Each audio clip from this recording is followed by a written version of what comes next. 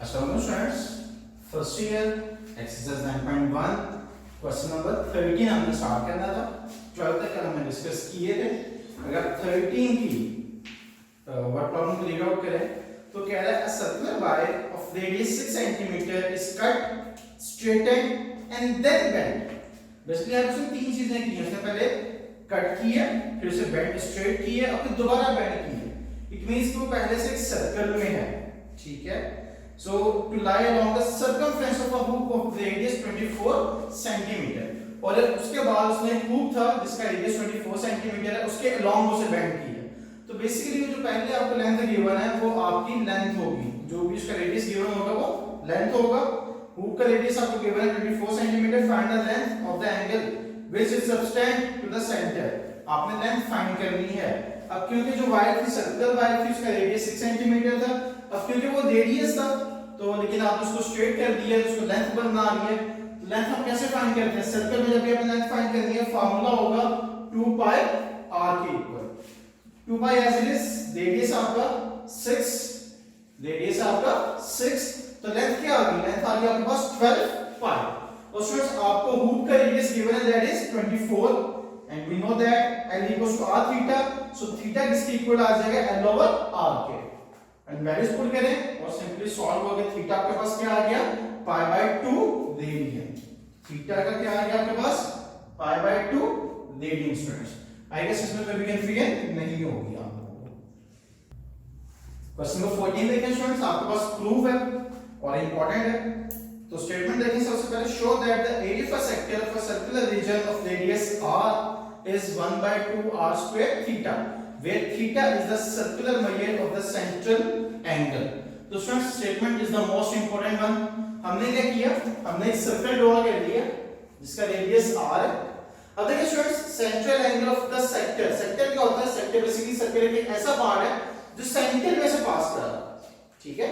इसके अलावा आपने इसकी डेफिनेशंस पढ़ी थी, सेगमेंट पढ़ा था, सेक्टर पढ़ा था। तो जो सेगमेंट है वो क्या होगा? वो भी एक पार्ट है सर्कल का, लेकिन वो सेंटर में से पास नहीं करता, ये सेंटर में से पास करता है।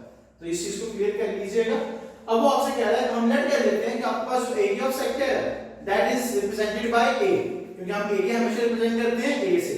और आपने शो करना है कि एरिया ऑफ सेक्टर जो है that is equals to 1 by 2 r square theta. तो स्टूडेंट्स अगर आप सेंट्रल एंगल देखें हमने लेट किया that is equals to theta. अब हमने रेशियो अप्लाई करनी है और हमने रेशियो किसकी अप्लाई करनी है? Area of sector divided by area of circle. Similarly इस साइड पर क्या आ जाएगा? Angle of sector divided by angle of circle. तो देखिए स्टूडेंट्स एंगल ऑफ सेक्टर आपने रिप्रेजेंट किया था a से, तो उसको आपने रिप्लेस कर दिया a से। Area of circle and we all know that area of circle is equals to pi r square. और एरिया ऑफ सर्कल आपका इस साइड पे डिवाइड हो रहा है तो ऑब्वियसली साइड का क्या हो जाएगा? मल्टीप्लाई। तो पाई r स्क्वायर मल्टीप्लाई हो गया। एंगल ऑफ सर्कल थीटा था और एंगल ऑफ सर्कल आपका 2 पाई था, क्योंकि कंप्लीट सर्कल में जो एंगल बनता है वो हमेशा कितना होता है? वो 2 पाई होता है। तो हमने वैल्यूज पुट की, थीटा थीटा से कैंसिल आउट हो गया और आपका एरिया प्रूव हो गया that is equals to 1 by 2 r square theta के। सो स्टूडेंट्स ये प्रूव है, इसको बहुत ध्यान से देखिएगा और ये आपने लाजमी करना है। क्वेश्चन नंबर 15 देखें। Statement, two cities A and B lie on the equator such that their longitudes are 45 degree east and 25 degree west respectively. Find the distance between the two cities taking the radius of the equals to 6400 kilometers। और radius 6400 kilometre होता है, ये आपने physics में prove भी किया है। तो देखिए स्टूडेंट्स एंगल आपको दो गिवन, तो आपने क्या करना है? आपने सिंपली दोनों एंगल्स को सम कर लेना है। 25 degree plus 45 degree that's equals to 70 degree.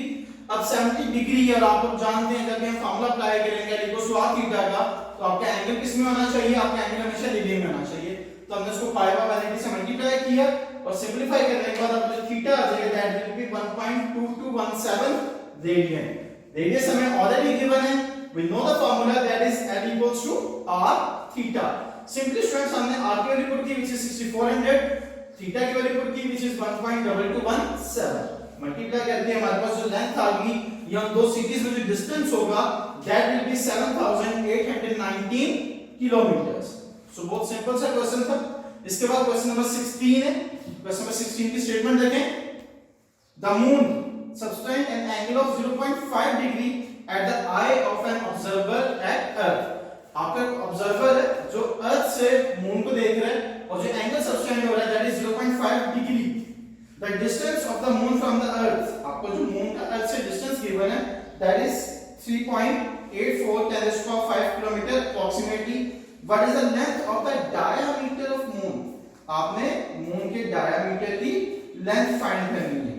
तो देखिए स्टूडेंट्स एक चीज क्लियर कर लें, यहाँ पे आपको जो एंगल गिवन है वो 0.5 डिग्री है।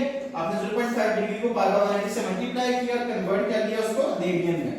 अब उसके बाद देखिए आप देख रहे हैं मून पर, जब आपकी ये मून होगा ये बेसिकली आपका बनेगा रेडियस। सो जो लेंथ, ये जो डिस्टेंस है ये इन एक्चुअल रेडियस है and that is equal to 3.844 10 to the power 5 kilometres.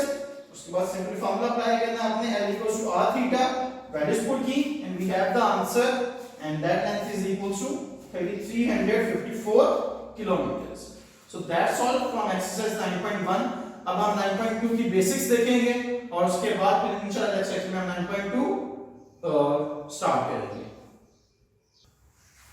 Students trigonometric functions आप सबने पढ़े हुए हैं क्लास 10 चैप्टर नंबर 7 में, हम उसको थोड़ा सा ओवरव्यू करते हैं। There are 6 functions, cos theta, sin theta, tangent theta, secant theta, cosecant theta and cotangent theta.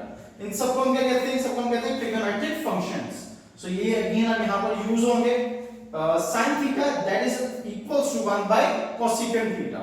Similarly cos theta that will be equals to 1 by secant theta and tan theta that will be equals to 1 by cot theta. और ये vice versa भी होते हैं, it means कि cosecant theta equal होगा 1 by sin थे। ये आपके पास फार्मूलाज भी हैं, इन्हें एज अ फार्मूला याद कर लें, ये चीजें आपको क्लियर होनी चाहिए। उसका स्टूडेंट्स क्वाड्रेंट्स का कांसेप्ट है, ये आपकी बेसिक्स है 9.2 के लिए, ये चीजें आपको याद होनी चाहिए। ये चीजें याद होंगी तब जाकर आप एक्सरसाइज 9.2 को सॉल्व कर सकेंगे। मैंने बेसिकली क्वाड्रेंट्स ड्रॉ किए हैं, this is the first quadrant, this is second quadrant, this is third quadrant and this is fourth quadrant. Students अगर हम फर्स्ट क्वाड्रेंट की बात करें तो हमारे पास जो एंगल होता है फर्स्ट क्वाड्रेंट में that is from 0 degree to 90 degree. अगर हम सेकंड की बात करें तो एंगल होता है 91 degree to 180 degree, third quadrant में 181 डिग्री टू 270 डिग्री और फोर्थ क्वाड्रेंट में 271 डिग्री टू 360 डिग्री। तो ये आपको याद होनी चाहिए कि किस क्वाड्रेंट में एंगल कितना होगा। अब स्टूडेंट्स हम इनके साइन डिस्कस करते हैं। अगर आप फर्स्ट क्वाड्रेंट में देखें तो आपका एंगल होता है 0 से 90 डिग्री तक। अब 0 से 90 डिग्री तक आपके जितने भी ट्रिग्नोमेट्रिक फंक्शंस हैं वो सब क्या होंगे? वो सब पॉजिटिव होंगे। All functions are positive in first quadrant. अगर हम सेकंड क्वाड्रेंट में आ जाएं तो सेकंड क्वाड्रेंट में आपके जो फंक्शंस हैं, जो ट्रिग्नोमेट्रिक फंक्शंस आएंगे, उनके जो साइंस होंगे, साइन और कोसेकेंट ये पॉजिटिव होंगे और इनके अलावा जितने भी फंक्शंस आपके लाइक cot आ जाता है या tan आ जाता है वो सब सेकंड क्वाड्रेंट में नेगेटिव हो जाएंगे। इसी तरह से स्टूडेंट्स थर्ड क्वाड्रेंट में आपके पास tan और cot ये तो फंक्शंस हैं जो पॉजिटिव रहेंगे और इसके अलावा जितने भी फंक्शंस होंगे वो थर्ड क्वाड्रेंट में नेगेटिव हो जाएंगे एंड सिमिलरली फोर्थ क्वाड्रेंट में cos और secant पॉजिटिव होंगे और बाकी जो फंक्शंस आपके वो नेगेटिव हो जाएंगे। अब इससे एसोसिएटेड जो क्वेश्चंस आएंगे वो आपके मोस्टली एमसीक्यूज होंगे। लाइक वो आपसे कह देगा कि आप cos 60 का साइन डिस्कस करें। अब देखिए स्टूडेंट्स सबसे पहले हम देखते हैं कि आपके पास एंगल क्या आ रहा है। एंगल आपके पास 60 डिग्री है तो आपने आइडेंटिफाई करना है कि 60 डिग्री किस क्वाड्रेंट में लाया करता है। It lies in quadrant number 1। First quadrant में cos क्या होता है? cos पॉजिटिव होता है तो साइन क्या आ जाएगा? पॉजिटिव आ जाएगा। इस तरह से और भी एग्जांपल्स है जो 9.2 में है तो इंशाल्लाह हम 9.2 में डिस्कस करेंगे। That's from today's lecture. अल्लाह हाफिज़।